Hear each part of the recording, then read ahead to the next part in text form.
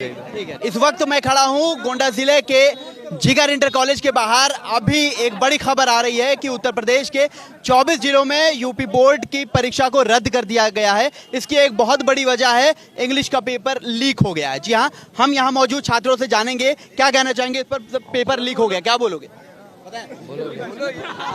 जी भाई साहब, हम इतना मेहनत से पढ़ के आए थे, 30 किलोमीटर दूर से घर से आते हैं, यहाँ पे पेपर लीक हो गया, फिर हमें घर जाना पड़ेगा।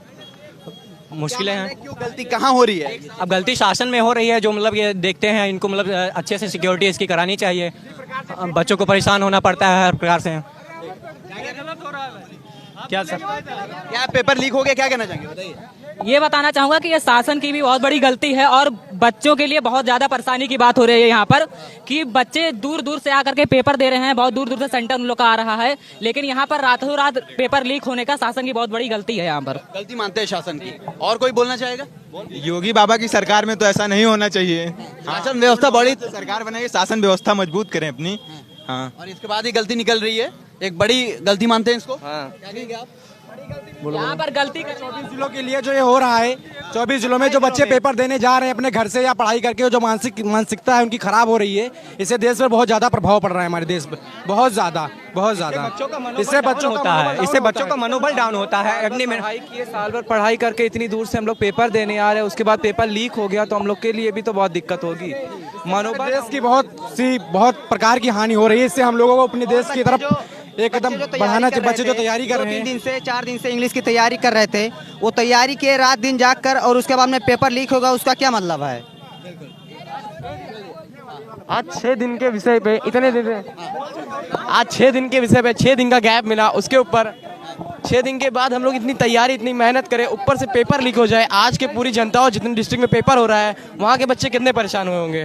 और आज इतने राज्यों में पेपर लीक हुआ है। हमारे यहाँ के बहुत से स्कूल हैं जहाँ पे पेपर लीक हुआ, वहाँ बच्चे परेशान हुए, यहाँ से 10-10 किलोमीटर 20-20 किलोमीटर मर के आते हैं, गाँवों में जल के आते हैं। उनको क्या असर हुआ होगा, ये बताइए आप।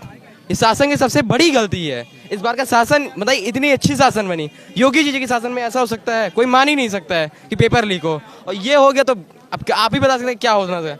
अब आगे के पेपर में क्या देखते हैं? अब बायो का पेपर है, उसमें हम लोग तो कोई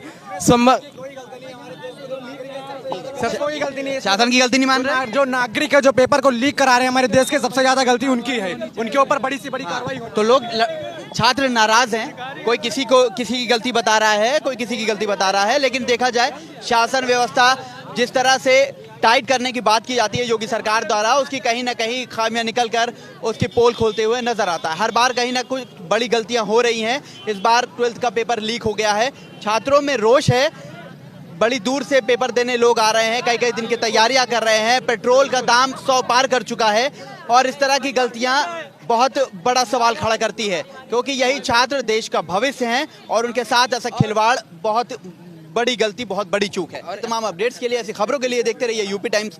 मैं फरहान आकिब खान, मुझे दीजिए इजाजत।